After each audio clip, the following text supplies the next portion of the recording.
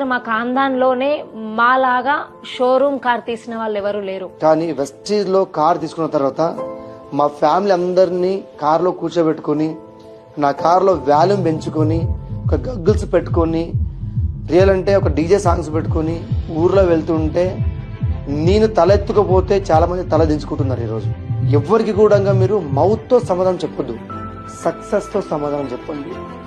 పూలు అమ్మే పర్సన్ ఈరోజు ఏ మీటింగ్కి వెళ్ళినా పూల బాట వేస్తారు. ఈరోజు నాకు పూల దండలు మెడలు వేస్తారు. ఒక మంచి మొమెంటంతో ఒక స్ట్రాంగ్ టీమ్ ని మేము బిల్డ్ చేసుకోవడం జరిగింది. ఒకప్పుడు మ్యారేజ్ అయిన కొత్తలో నాకు మా అమ్మ వాళ్ళు పెట్టిన బంగారం కూడా అంతా అమ్మడం జరిగింది. కానీ ఈరోజు మేము ఈ బిజినెస్ లో ఫస్ట్ మా అత్తయ్య గారికి గోల్డ్ ఇప్పించడం జరిగింది. తర్వాత ఫ్యామిలీలో 1 by 1 ప్రతిదీ కూడా మా డ్రీమ్స్ అన్ని మేము నెరవేర్చుకోవడం జరిగింది. ఎప్పుడైతే హైదరాబాద్ ఎఫ్ఆర్ అయిపోయిన తర్వాత ఇంటికి వచ్చిన్నాను, ఇంటికి వచ్చిన తర్వాత నాకు ఆకలి కాలేదు, నిద్ర కూడా రాలేదు. నా మైండ్ ఒకటే రన్ అవుతుండే డిసిడి డిసిషన్ తీసుకున్నా. అశ్విన్తో మాట్లాడినా ఒక 15 జతల వరకు బట్టలు ఇస్త్రీ వేసుకొని అశ్విన్ ఒకటే అయిపోయినా డిసిడి అయితే వరకు ఇంటికి రాను. ఈ రోజు నేను డిసిడి నిలబడ్డా.